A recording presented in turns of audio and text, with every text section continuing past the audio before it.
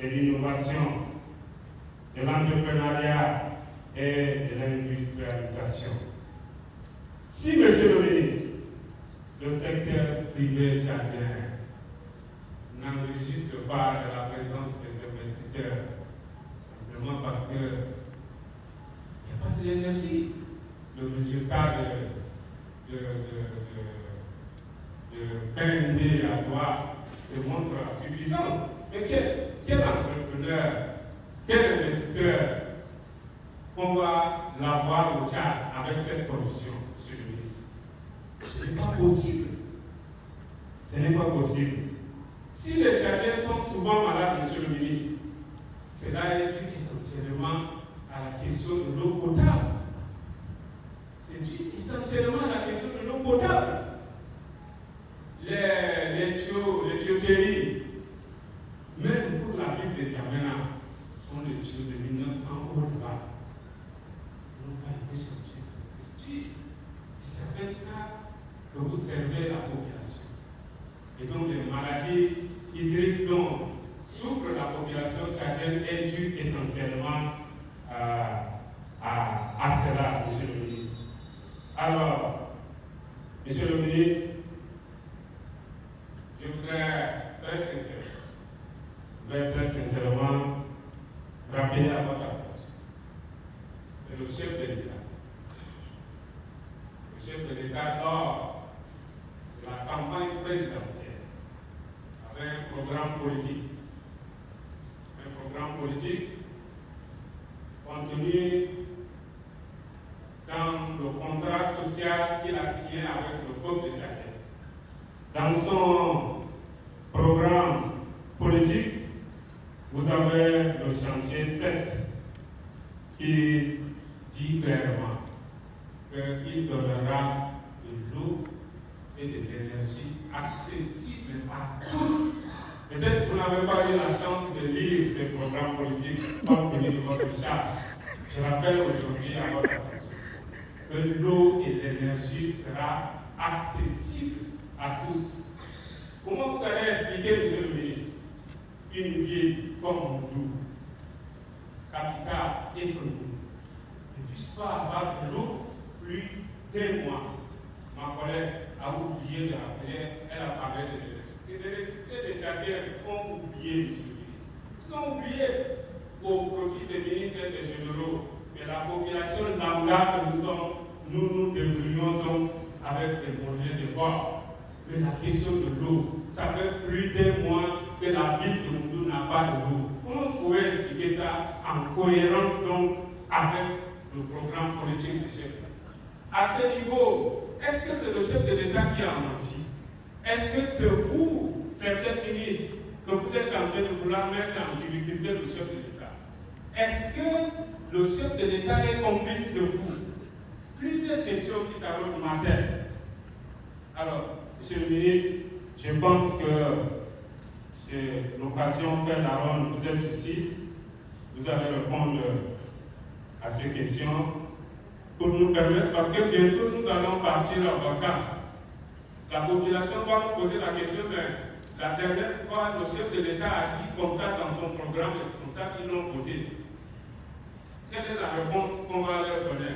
C'est cette réponse-là que j'attends de vous aujourd'hui, pour ne pas que moi également je sois en difficulté quand il sera face à la population qui m'a donné le mandat de représenter ici, monsieur le ministre. Monsieur le ministre, enfin, au-delà des réponses conjoncturelles et bien d'autres que vous avez relevées, se pose à mon avis la question de gouvernance et l'anticipation et de la redevabilité. La question de gouvernance, parce qu'il est question, et c'est vrai pour tous, la question de l'énergie, c'est une question vraiment de gouvernance. Une question de gouvernance parce que l'État tchadien a injecté assez de ressources. Les partenaires ont injecté assez de ressources. Mais je vous pose la question, où sont parties ces ressources pour qu'aujourd'hui, vous venez plutôt tenir un discours que nous avons réalisé. Nous avons fait des discussions avec les partenaires. Non, monsieur le ministre, ce ne sont pas ces discours parce qu'on est habitué déjà. Nous voulons des actions concrètes. Parce que la question de l'eau, la question de l'énergie sont des barrières mesurables. Et donc, vous n'allez pas venir nous tenir un discours, non, monsieur le ministre. Je refuse cela particulièrement. Et donc, je me pose la question, comment votre ministère entend donc garantir la continuité des services eau, énergie et renforcer la maintenance des infrastructures, améliorer la transparence et la gouvernance. Monsieur le ministre, je vais terminer puisque mes collègues ont beaucoup pris en compte déjà beaucoup de préoccupations contenues dans ce que je veux dire. Cette préoccupation a été relevée par mon collègue Anne pendant que vous n'étiez pas là. Mais j'ai trouvé très important et pertinent de venir ici. Comment vous pouvez nous expliquer, monsieur le ministre, que dans deux provinces, en 2021, ces deux provinces ont bénéficié d'un projet de l'Union européenne 11e trait. Les mêmes provinces, là, en 2022, ils ont bénéficié d'un marché gré à gré financé par l'État tchadien. Même province, là, en 2023, ils ont bénéficié également d'un projet de réalisation de 380 forages financés par la BIC. Même province, heureusement, monsieur le ministre, encore en 2024, ils ont bénéficié d'un projet de réalisation de 40 mini d'acquisition d'eau potable financée par la BIC. Même province encore.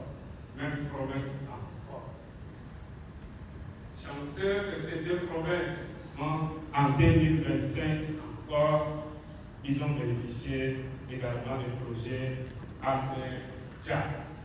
Alors, dites-nous, quel est le critère qui vous permet d'attribuer ces projets aux mêmes provinces pendant que, monsieur le ministre, certaines provinces, la population se bat, se tue sur un point d'eau. Comment vous pouvez expliquer ça, monsieur le ministre? Voilà mes préoccupations.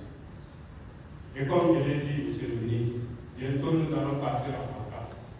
J'estime légitimement et logiquement que ces préoccupations-là, si je peux avoir des réponses concrètes et non des discours comme d'habitude, pour aller rassurer la communauté qui m'a confié ce mandat à être ici.